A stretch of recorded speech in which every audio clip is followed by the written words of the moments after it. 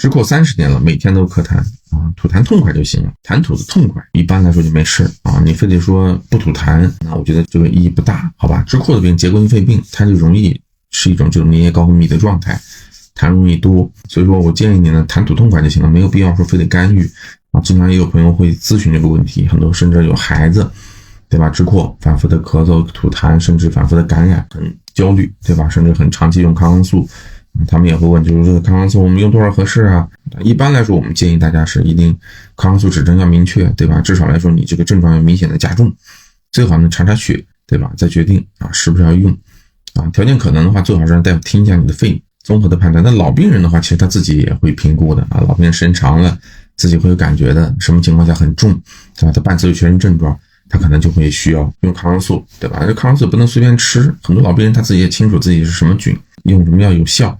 所以支扩这种病人，我们基本的原则就是你痰液引流通畅就够了啊，不是说非得去用抗生素。你用抗生素可能是短期内可能对于这种痰多的问题有改善，可是接下来的问题就是你这个药吃多久，你按什么剂量吃，所以说它不可能彻底解决这个问题的。把心态放好，好吧？没有必要说纠结这种吐痰的问题、咳嗽的问题。